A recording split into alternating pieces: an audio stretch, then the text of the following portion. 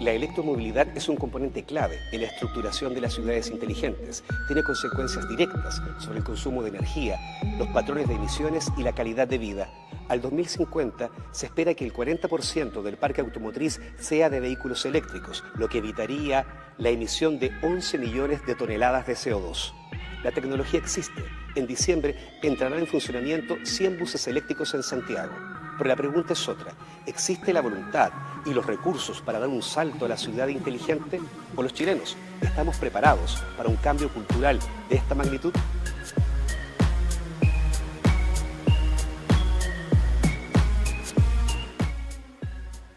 Bienvenidos a otro capítulo de Futuro Ahora. Nos acompaña Nicola Borregard, directora de la consultora EDP, especialista en energía y cambio climático. Bienvenida.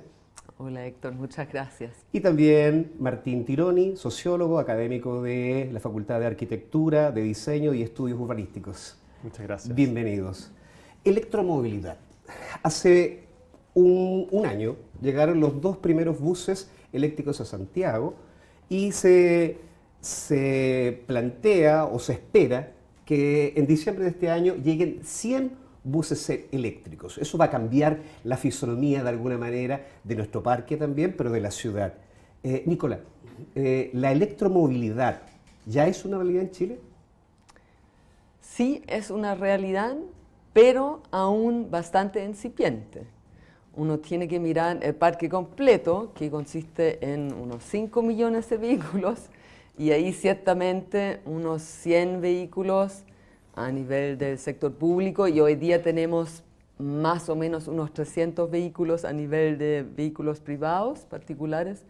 En el parque es obviamente todavía una parte minúscula. Hoy día tenemos, en 2017 tuvimos ventas, una participación en ventas de un 0,04% del mercado total en términos de vehículos eléctricos. En países como Noruega, por ejemplo, tenemos ya 40% de participación en estas ventas. Entonces todavía estamos acá en Chile recién partiendo. Es una realidad, pero en pañales. Va a ser muy rápido, pero todavía comparado especialmente con otros países europeos especialmente, estamos todavía en pañales. Que los vehículos sean eléctricos, que estemos cambiando, algunos podrán decir rápidamente, otros lentamente, nuestra matriz energética hacia energía renovable. ¿Cómo verías tú, Santiago? Esto es una idea. ¿Cómo verías tú, Santiago, si en los próximos años pudiésemos cumplir la meta de que efectivamente tengamos un parque superior o entre el 40% de vehículos eléctricos? ¿Cómo cambiaría la ciudad desde el punto de vista de la contaminación, de las crisis medioambientales, si esta realidad que hoy día la tenemos en pañales se empieza a crecer, se pone adulta? Interesante. El 40% está visualizado en la Estrategia Nacional de Electromovilidad para el año 2050. Exactamente. Es interesante ver entonces la diferencia entre Noruega, que ya es realidad hoy 40%, y para nosotros en 32 años más. Ojalá llegue mucho antes. Yo creo que va a llegar mucho antes esa realidad, como decimos, y estoy convencida de que trae absolutamente muchos beneficios ambientales y posiblemente también sociales. Pero al mismo tiempo yo creo que también en el afán como de la tecnología uno no tiene que concentrarse tanto en un tema tecnológico, sino ver mucho más, mirar cuáles son los beneficios. Si tiene beneficios, por ejemplo, en menor contaminación local y global, menor contaminación también, no solamente en términos de emisiones, sino también en términos de ruido. Muy importante, la electromovilidad contribuye de manera importante a esto. Y otros beneficios que se vinculan más bien a la introducción de tecnologías inteligentes, digitalización de las ciudades, etc. Yo creo que ahí sí hace sentido, y uno entonces empuja la electromovilidad, no por la electromovilidad, sino por mayor calidad de vida, y ahí hace mucho sentido. y va ligado claramente no solamente a un cambio tecnológico, sino más bien a un cambio sociotecnológico. Y aquí estamos con Martín, que claramente puede aportar mucho desde este punto de vista de la sociología a este tema. Precisamente, la electromovilidad urbana parece ser también como una pieza fundamental en la estructuración de lo que podríamos llamar las ciudades inteligentes. Si se cambia la matriz energética y empezamos a tener vehículos eléctricos, claro, el impacto es hacia la calidad de vida. Eso es también lo que busca también en los nuevos diseños de la ciudad inteligente. Si estamos a 32 años, ¿verdad?, de poder tener, más o menos equipararnos a países desarrollados como en Noruega en temas de electromovilidad, ¿cómo estamos desde el punto de vista del diseño de las ciudades? ¿Podemos enfrentar ahora la llegada de estos vehículos si las ciudades no cambian y siguen siendo exactamente iguales? ¿Cómo lo ves tú desde el punto de vista de la ciudad? Bueno, yo concuerdo con tu diagnóstico. Yo creo que es muy importante reconocer que lo que se está introduciendo acá no es simplemente una tecnología, no es un artefacto que cambia la forma en que nos movemos. Lo que se está introduciendo acá es un nuevo paradigma de ciudad. Y este paradigma es totalmente emergente, es un paradigma más bien experimental, que tiene que ver con la electromovilidad, pero tiene que ver también con la instalación de sensores, de algoritmos, de tecnologías automatizadas que estarían todas interconectadas. Entonces yo creo que es muy importante instalar el debate sobre la electromovilidad en un desafío que tienen las ciudades contemporáneas, que tiene que ver con cómo transitar, cómo pasar de una ciudad fósil que ha estructurado desde la era industrial hasta nuestros tiempos la forma en que habitamos la ciudad a una ciudad más sustentable y más amigable con el medio ambiente. Por lo tanto, creo que si logramos incorporar esta mirada sistémica, donde hay aspectos regulatorios, donde hay aspectos culturales, donde hay modos de vida, donde hay aspectos también económicos, incentivos, que son muy importantes, podemos empezar a pensar en la planificación de una ciudad inteligente. Ahora, tratando de responder a tu pregunta, yo creo que efectivamente la proyección de autos eléctricos viene a radicalizar el proceso de digitalización. O sea, lo que nos dicen los promotores del auto eléctrico es básicamente que el auto se va a transformar en una suerte de computador con ruedas, no un auto con chips, no un auto con sensores. Y ese artefacto va a generar muchos datos. Datos de nuestros movimientos, de la música que escuchamos, de los viajes que hemos hecho, de las personas que hemos transportado, y esos datos van a ir a alimentar otras fuentes, otras infraestructuras, otros servicios. Por lo tanto, va a haber una interconexión, un paisaje inteligente entre el auto, que deja de ser una jaula de hierro cerrada y pasa a ser completamente interconectado con la ciudad. Ahora, para mí es muy importante insistir que esto genera muchos beneficios en términos de los servicios que se pueden generar, cómo se pueden capitalizar esos datos, si es que pensamos que el auto se transforma en una suerte de big data, pero también hay muchos riesgos respecto a dónde van a caer esos datos, qué se hacen con nuestros datos. O sea, ¿qué pasa si es que ahora mi viaje ya no se vuelve una experiencia privada, sino que se vuelve una experiencia pública? Porque cada uno de mis actos está dejando huellas, rastros digitales que pueden ser utilizados por terceros. Entonces yo creo que es bien importante situar la discusión no solamente como la introducción de un suplemento tecnológico, sino que es una visión de ciudad nueva que tiene beneficios, que son todos los que se han mencionado acá, pero también muchos riesgos si no se modelan y no se regulan bien. Y yo creo que en ese sentido justamente la realidad de la electromovilidad ya llegó porque está relacionado con esto. Y ahí tú ves, por ejemplo, la introducción de las bicicletas móviles. Las bicicletas móviles se vinculan directamente a eso y hemos visto la introducción de esto, pero de una forma increíble en los últimos meses. Una cosa de meses que se ha expandido a este mercado radicalmente.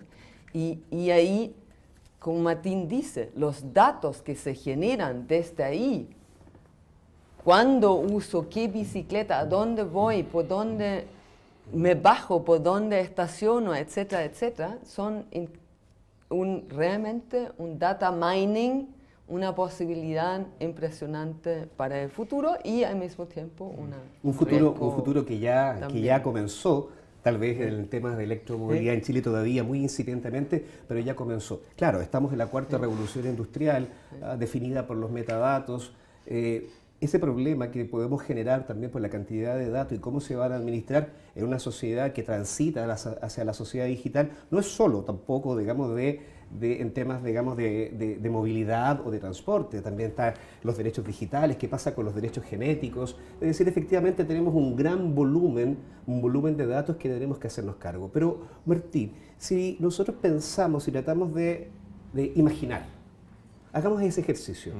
Imaginemos que logramos aunar las voluntades, tener los recursos para hacer una inversión tan importante como cambiar drásticamente nuestro parque automotriz y la forma, digamos, como consumimos. ¿Por qué no tiene que ver cómo cada una de las personas se comporta, digamos, con relación con el medio ambiente? ¿Qué cosas, desde el punto de vista del diseño, de la ciudad, nosotros tendríamos que empezar a ver si efectivamente cambia la movilidad y tenemos otro tipo de vehículos, como dices tú, que ya van a ser robots, van a ser autos inteligentes, conectados con el Internet de las cosas, en fin? Sí, yo creo que una buena manera de contestar tu pregunta son las experimentaciones que se están haciendo hoy en día con los autos autónomos. O sea, hay toda una proyección también, que es un paso aún más allá que la electromovilidad, que tiene que ver con autos sin chofer.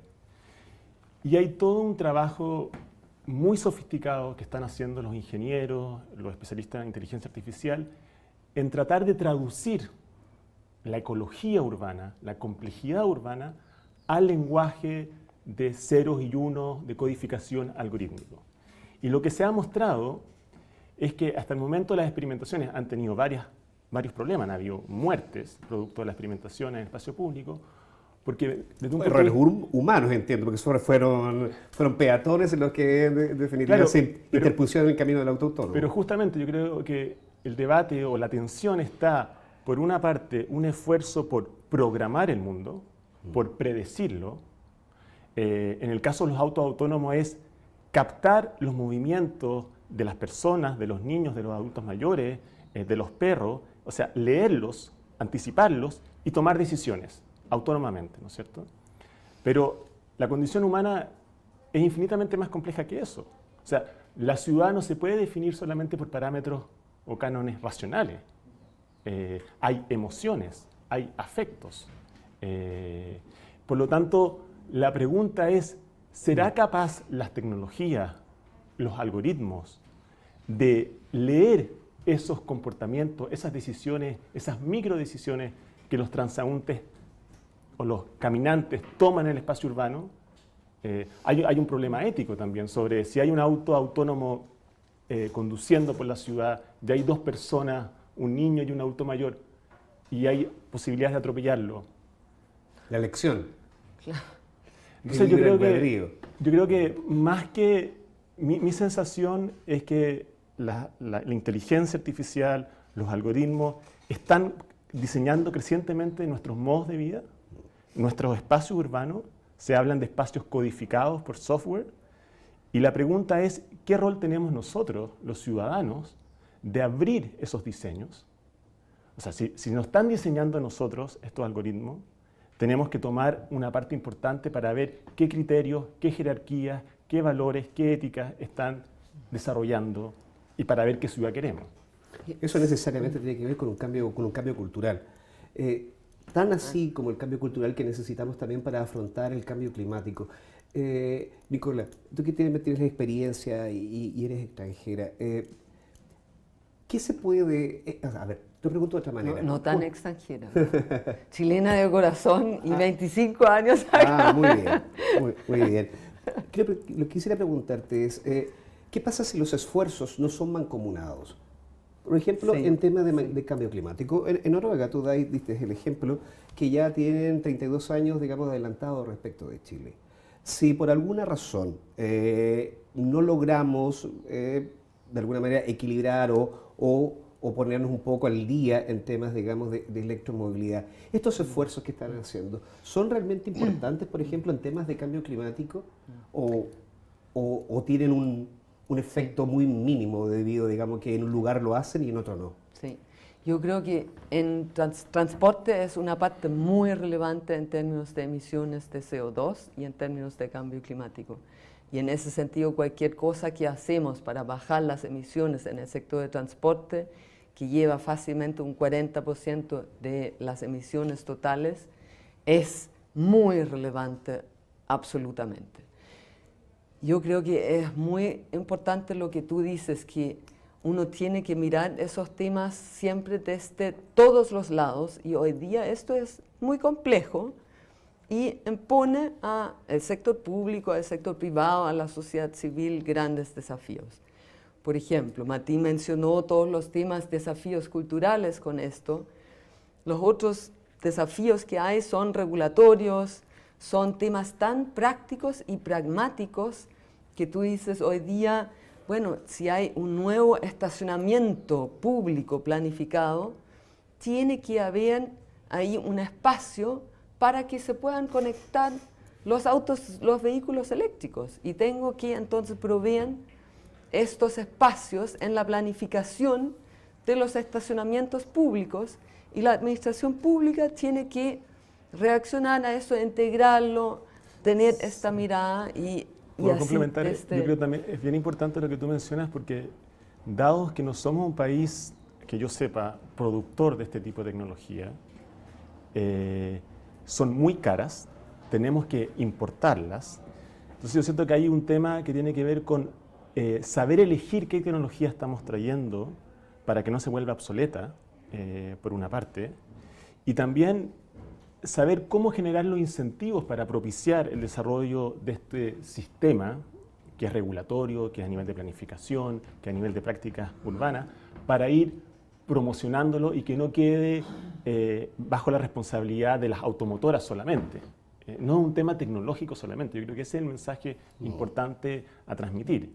Sí. Porque siempre está el debate entre si yo implemento innovaciones tecnológicas, ¿va a venir de la mano el cambio cultural? Y yo creo que es una co-construcción.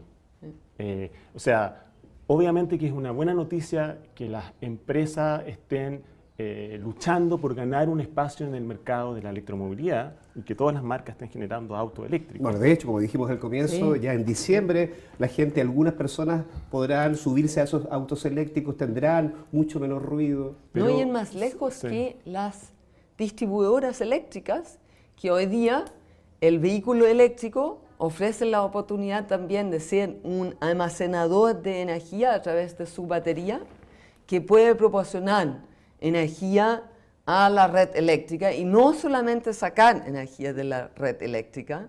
Y eso se vuelve interesante como Claro. nuevo modelo de negocio, quizás agregar miles de vehículos para proporcionar realmente una cantidad relevante de energía de vuelta a la red. Todos tenemos que pensar Lógico. y ver cómo nos afecta y qué tenemos que hacer hoy las distribuidoras en la red eléctrica para preparar su red eléctrica, hacer las evaluaciones también, si la carga adicional, cuando todos salen en la mañana y vuelven en la noche y quieren cargar su auto, todos al mismo tiempo a las 8 de la noche, ¿qué pasa con la red de distribución a nivel local si se sobrecarga y los transformadores no dan, etcétera, etcétera? Sobre este tema, claro, que tienen que coordinarse, debe haber una co-construcción también entre la tecnología y el cambio cultural, pero ¿qué tal si le ponemos un pelito más a la sopa? Estamos hablando de electromovilidad y de buses, de un diseño, y uno tiende a pensar que esto, claramente, de poder lograrse en un futuro próximo, sería Santiago. Tenemos un país que es extremadamente centralista. Da la impresión de que van a convivir ciudades del siglo XX, ciudades del siglo XIX en Chile, con ciudades del siglo XXI. ¿Cómo ves tú que se podría resolver esa contradicción? Yo creo que tiene que ver justamente con no adoptar una mirada demasiado top-down, de arriba hacia abajo. Ya hay que comprender que estas tecnologías hay que insertarlas en contextos particulares y que antes de pensar que en base a una tecnología vamos a solucionar los temas de contaminación o el cambio global, la crisis ecológica global, tenemos que comprender los modos de vida de cada lugar, cuáles son las rutinas, cuáles son las prácticas de movilidad, cómo tomamos ciertas decisiones, y que probablemente en Magallanes es muy distinto que en Arica, que en Temuco, que en Santiago. Y en base a ese diagnóstico podemos pensar la planificación de la ciudad, las formas de movilidad, cuáles son las mejores opciones, cómo se introduce el transporte público en este debate, que es muy importante. Entonces yo creo que yo soy bastante crítico, digamos, de este solucionismo tecnológico, que hay una suerte de fetichismo por esa tecnología nueva que va a venir a salvar todos los problemas de las urbes contemporáneas. Y creo que si no hay un diagnóstico sobre las causas que están generando, por ejemplo, los grandes niveles de contaminación, las tecnologías pueden seguir actualizándose, pero no van a ser la solución final. Y lo que sabemos, lo que sabemos es que siempre la tecnología y la ciencia avanza mucho más rápido que las políticas públicas. Es muy cierto. Lo que quería contribuir ahí, tuvimos recién conversaciones con el municipio de Coyhaique, muy interesantes. Están pensando en la misma dirección, pero como adaptando esto a su realidad, diciendo, podríamos en la próxima licitación de los vehículos públicos, del transporte público, integrar la electromovilidad, pero acá en Coyhaique, por ejemplo, también es interesante vincular esto al acceso a los parques. Claro. Y pensar entonces un modelo que involucra esta realidad muy particular de la zona y que ahí aprovecha la situación. Para ir concluyendo, claramente es una realidad de la cual estamos conviviendo. La tecnología avanza a una velocidad que no la podemos detener. Falta todavía muchísimo, yo creo que a nivel país, como para poder prepararnos para una situación como esa. Lo que sí es cierto, yo creo, es que el avance o el cambio es inevitable. Ahora, ¿cómo nos vamos a coordinar para que no nos pase por encima la tecnología y termine por eclosionar otros problemas y derivar, qué sé yo, en situaciones que va a ser muy difícil de controlar? Yo creo que es una tarea que van a tener que desarrollar los científicos, los políticos y la gente en general. Muchas gracias, Martín. Muchas gracias. Muchas gracias, Nicola. Muchas gracias. Eso sería todo.